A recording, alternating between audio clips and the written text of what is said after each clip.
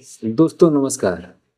आज निर्मला सीतारमण जी ने financial year 2024-25 के लिए एक आम फुल फ्लेज्ड बजट पेश किया।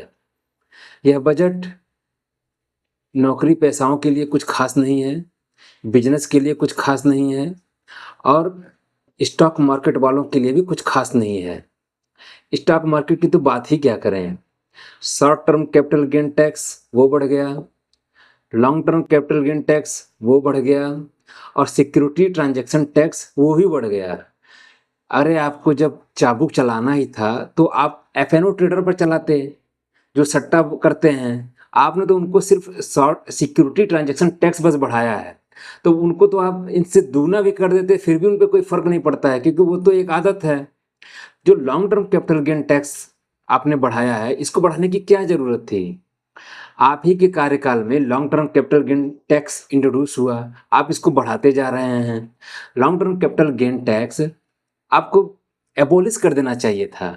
इसके पीछे सबसे बड़ा कारण है कि जब भी कोई व्यक्ति निवेश करता है तो 1 साल तक अगर करता है, चलिए ठीक है, आपने short term capital gain tax 15% से बढ़ाकर 20% भी आप कर दिए, 25 भी कर देते, फिर भी कोई फर्क नहीं पड़ता, क्योंकि वो तो सट्टा बाजार है पूरा।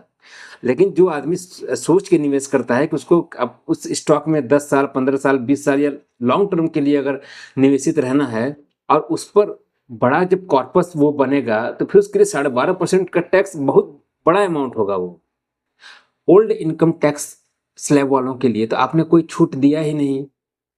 यानी कि आप सेविंग को डिस्करेज करना चाहते हैं कि कोई सेविंग करे ही ना। ये तो बहुत गलत है, अर्थव्यवस्था के लिए सही नहीं है ये। अगर सभी लोग नया टैक्स स्लैब को अगर ज्वाइन कर लेते हैं तो कोई सेविंग का मोटिव किसी के लिए क्या बचेगा। अगर आप ओल्ड टैक्स स्लैब में रहते हैं तो आप घर लेते हैं, आप पीपीएफ में निवेश करते हैं, आप सुकन्या समृद्धि में अकाउंट खुलवाते हैं, आप तमाम तरह के चैनल हैं जो इनकम टैक्स बचाने के जो रास्ते हैं वो आदमी अपनाता है और उसी बहाने उसकी सेविंग होती है। न्यू जो टैक्स स्लैब है इसमें सेविंग का कोई कंसेप्ट नहीं है, सिंपल आप फ्लैट टैक्स आपने लगा दिया है और आप घटाए भी कितना, 17,500, यानी कि 1,500 रुपया प्रति माह जो है आपने टैक्स में छूट दी है। ये ऊंट के मुंह में जीरे के समान है। अगर आप ये सोचते हैं, आपका मतलब सरकार, अगर आप सोचते हैं कि आपका इतना टैक्स 1,500 रुपया महीना टैक्स बचाने से कंजम्पशन बढ़ जाएगा, तो ऐसा नहीं होने वाला है। और सबसे बड़ा तो उस पर आफत आएगी, आपने जो प्रॉपर्टी पे जो इंडेक्सेशन का जो लाभ मिलता था आपने वो अबोलिश कर दिया है। इसीलिए आज हम स्टॉक मार्केट में देखेंगे कि जो जितने भी प्रॉपर्टी से रिलेटेड जो स्टॉक्स थे वो काफी टूटे हैं आज। तो मिला जुला कर आपका जो ये बजट है ये कैपिटल एक्सपेंडिचर को बढ़ावा देता है, यानी कि जो बड़े बड़े रोड बन जाएंगे, बड़े बड़े हाईवेज रहेंगे और जो भी है बड़ी बड़ी मैन्युफैक्चरिंग जो कंपनियां होंगी उनको फायदा मिलेगा। इससे बेसिक जो है आम जो जनता जिससे प्रभावित हो सकती थी, वो ऐसा तो कोई काम ही नहीं है। इसका मतलब कि आप किस क्लास को बढ़ावा देते जा रहे हैं, एक जो सबसे जो एकदम निम्नतम स्तर का है। क्यों एक टैक्स, एक जो है वो अपना एचयूएफ खोल के ट्रस्ट बनाकर वो अपना टैक्स सेविंग करे और दूसरा सरकार तो उसको 5 किलो अनाज तो हर महीने उसको दे ही रही है।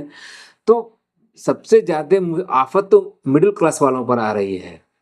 आपको सिंपल जो है 10 लाख तक टैक्स फ्री कर देना चाहिए था, 10 लाख से ऊपर 10 लाख और मैक्सिमम जो टैक्स स्लैब है 15 लाख से ऊपर जो 30% है उसको 20% रखना चाहिए था।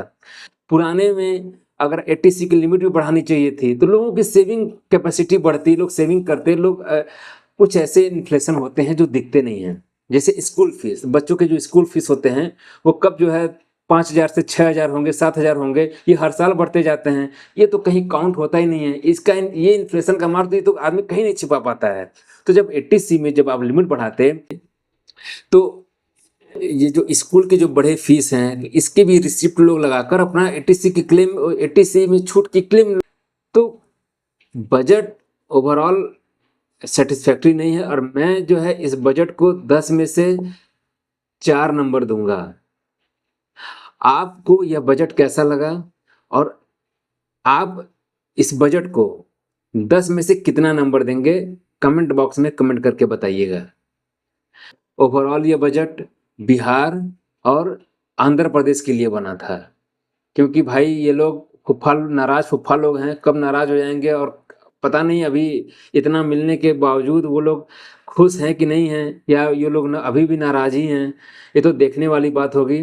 लेकिन ये बजट आम मध्यम वर्ग को बिल्कुल टच नहीं करता है, और मध्यम वर्ग इससे बिल्कुल खुश नहीं है।